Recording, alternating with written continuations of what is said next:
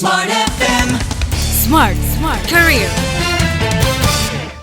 Small listeners, kalau Anda pernah mendengar konsep Ikigai yang lahir dari suatu negara yang punya umur yang cukup panjang gitu ya, yaitu Jepang, mungkin akhirnya menjadi tertarik gitu ya dan ingin mendalami konsep Ikigai ini sendiri. Audrey pun mungkin sudah sering mendengar di beberapa siaran Smart FM, cuman kayaknya memang cukup sulit ya untuk mencapai titik kita bisa mencapai Ikigai tersebut. Dan seperti apa sih sebenarnya ketika kita padukan Ikigai, konsep Ikigai dengan pekerjaan kita sehari-hari, kita akan membahasnya dalam Smart Career. Hari ini kita akan ngobrol bersama dengan Pak Antony Diamartin. Selamat datang di podcast Smart Career, Pak Antony. Senang banget, Audrey, pada kesempatan ini. Biasanya siaran Smart Emotion ya. Yes. Kali ini di podcast. Betul. Senang banget bisa hadir lagi untuk bicara soal karir. Yes. Aku mau ngomongin tentang Ikigai, karena ini jadi topik yang cukup sering diperbincangkan oleh banyak narasumber di Smart FM. Dan mungkin kayaknya kita juga pernah ngomongin tentang Ikigai sendiri.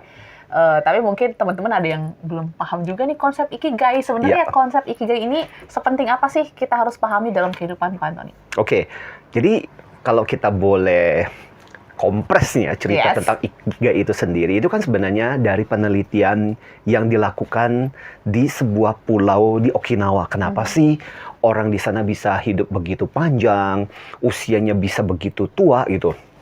Nah, salah satu ternyata setelah selidik demi selidik, ternyata mereka punya konsep yang namanya Ikigai. Ikigai kalau diterjemahkan adalah the meaning of life. Buat apa sih aku hidup? Buat apa sih aku berada di dunia ini? Jadi ketika orang-orang di Pulau Okinawa itu ditanya, kenapa kamu harus hidup hari ini? Oh ya, aku mesti tetap hidup hari ini karena aku dibutuhkan sama temanku. Aku dibutuhkan sama dia. Kalau aku nggak ada, nanti aku merepotkan. Nanti akan bikin dia susah. Jadi setiap hari, orang di pulau ini bangun dengan sebuah semangat bahwa aku dibutuhkan sama yang lain. Nah, lantas kisah ini kemudian dipublikasikan dan kemudian ditulis dalam bukunya yang judulnya Ikigai. Nah, dalam konsep pekerjaan dan karir, Ikigai itu selain bermakna bahwa ini adalah makna kenapa aku harus hidup, makna kenapa aku harus bekerja, tapi Ikigai juga mengandung 4 elemen penting sebenarnya. Pertama adalah mempertanyakan apa sih sebenarnya yang menjadi passion-nya kita. Apa sih yang kita sukai, apa sih yang kita nikmati. Yang kemudian yang kedua adalah profession. Profession bicara mengenai apa sih sebenarnya yang aku kuasai, apa sih sebenarnya yang aku mampu lakukan.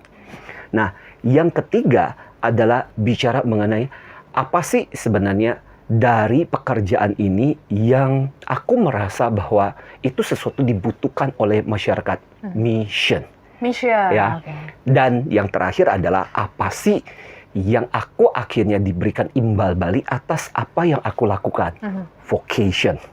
Jadi ada passion, profession, mission, dan vocation.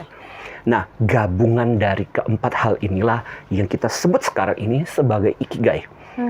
Jadi kalau kita boleh simpulkan, artinya ketika kita melakukan sebuah pekerjaan yang berasaskan Ikigai ini adalah aku bisa menggabungkan bahwa yang aku lakukan itu adalah sesuatu yang aku bisa sukai.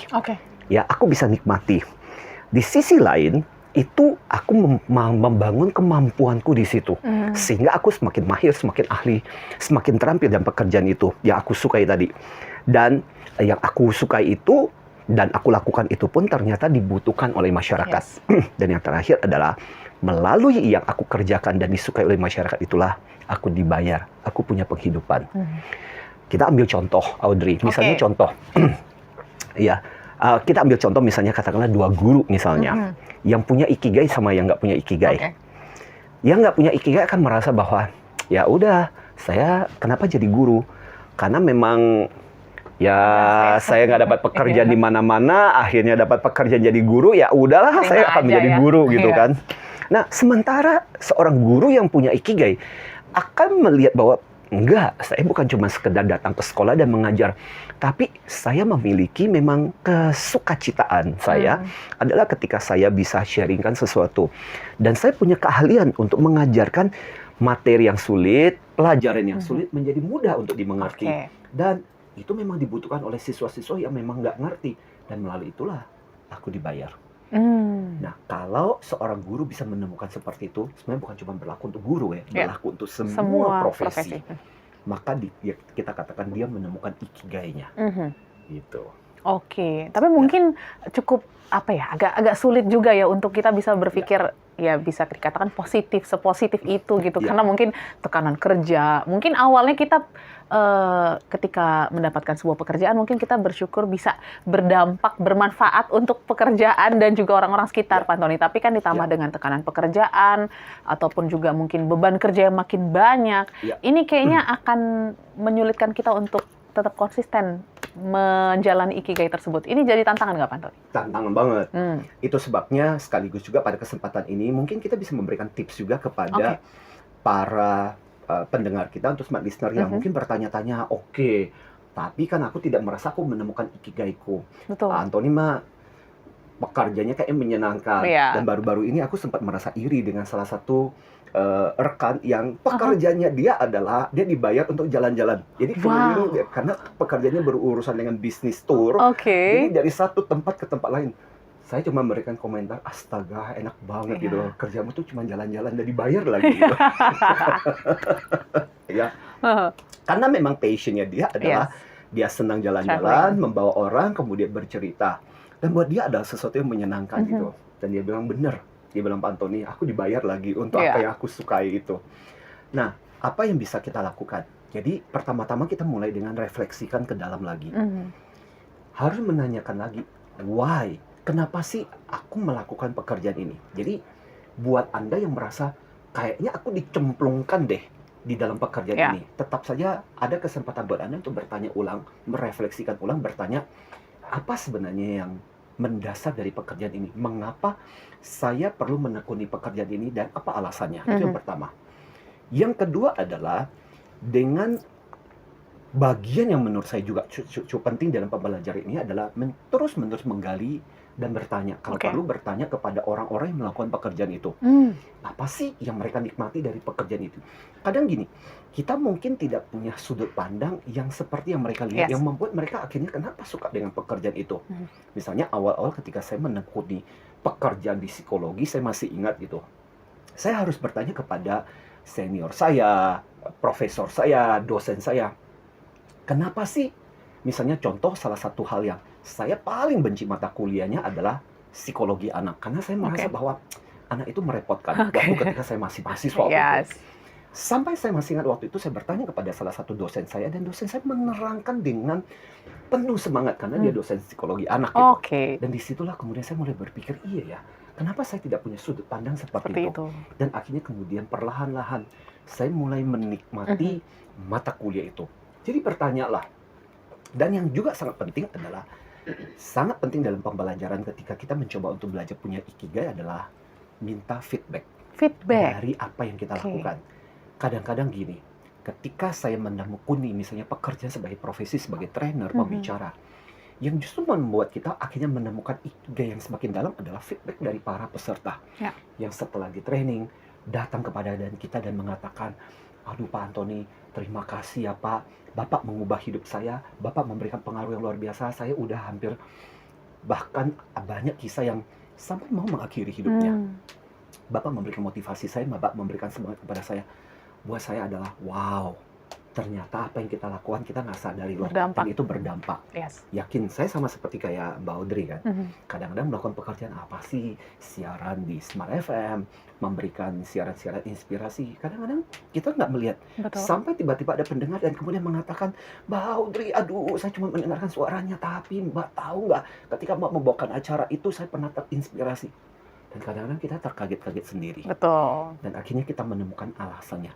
That is ikigai. Oke, berarti penting sekali untuk kita terus menggali ya, Pak Antoni ya. Sisi-sisi apa sih yang sebenarnya kita sukai, kita passionate, dan ternyata punya dampak yang besar untuk orang-orang sekitar gitu ya.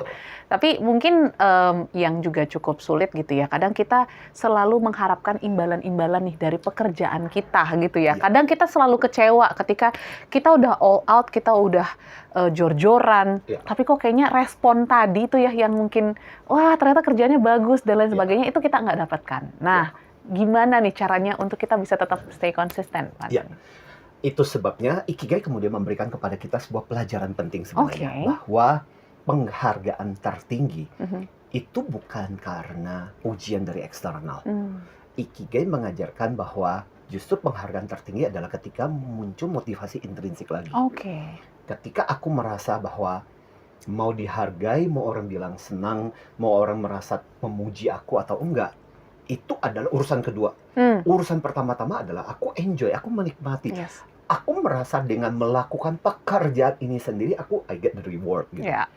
Jadi itulah yang kemudian akhirnya membuat orang-orang melakukan Ikigai betul-betul akhirnya kalau kita perhatikan total di dalam melakukan pekerjaannya. Kenapa?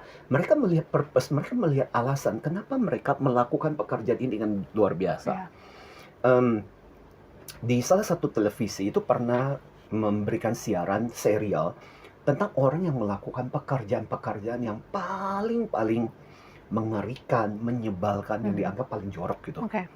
Dan yang paling menarik adalah pernah ada gini, sebuah bagian di mana yang diwawancara adalah pembersih kandang binatang di Oke. kebun binatang. Kebun binatang. Mhm. Bayangkan, yang dia bersihkan adalah kotorannya binatang setiap hari. Yes.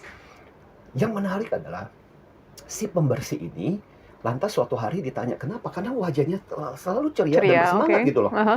Terus ditanya, kok bisa sih? Ya kamu lakukan pekerjaan itu membersihkan kotoran-kotoran gitu loh. Kotoran binatang lagi gitu. Ya. Yang luar biasa adalah ketika dia menjawab, enggak. Ketika aku membersihkan itu, aku merasa seolah-olah binatang-binatang, para singa yang aku bersihkan, jerapah, gajah yang aku bersihkan ini, mereka mengucapkan terima kasih kepada aku. Dan itu yang aku rasakan, dan itu yang membuat aku setiap pagi melakukan bersemangat bahwa aku memberikan tempat yang nyaman buat mereka. Yes. Nah, kalau kita perhatikan, luar biasa kan? Betul. Buat mereka adalah tidak peduli apakah dia dapat penghargaan, berapa bayarannya dan sebagainya. Tapi mereka melakukan dengan luar biasa. Dan saya percaya, orang-orang yang memiliki Ikigai seperti ini, seperti apa mereka melakukan pekerjaan? Pasti total. Yes. Karena buat mereka udah nggak peduli lagi lingkungan menghargai dia atau tidak. Yang dia akan lakukan adalah dia akan memberikan terbaik, karena alasan untuk melakukan pekerjaan itu bukan eksternal. Yes. Alasan untuk melakukan pekerjaan itu Dari muncul dari internal. dirinya sendiri. Wow, ini adalah next level ya. Jadi mungkin kita sekarang belum ada di posisi itu, Pak Antoni, Yes, tapi betul. it's a long journey gitu Betul. ya. Mulailah kenali dulu apa yang Anda suka, apa yang Anda lakukan, profesinya. Yes. Kenapa sih kok profesi ini menjadi penting gitu ya dalam pekerjaan ataupun juga kegiatan Anda, sehingga Anda juga bisa mengenali purpose ataupun tujuan Anda Banget. hidup di dunia ini. Persis. Gitu ya. Itulah Antoni ya. Ikigai. Itulah Ikigai. Semoga kita bisa menerapkan Ikigai ini sehingga seperti orang-orang Okinawa ya, umurnya Betul. bisa panjang, Iya. produktif, dan punya kebermanfaatan lah di tengah masyarakat, khususnya masyarakat Indonesia. So, thank you Amin. Pak Antoni, Sama-sama, insight-nya Mbak Audrey. pada Yes. episode kali ini. Kita akan ketemu di episode lainnya. So, tetaplah bersama kami dalam podcast Smart Career hanya di YouTube channel Smart FM. Smart FM. Smart Career. Make your future better.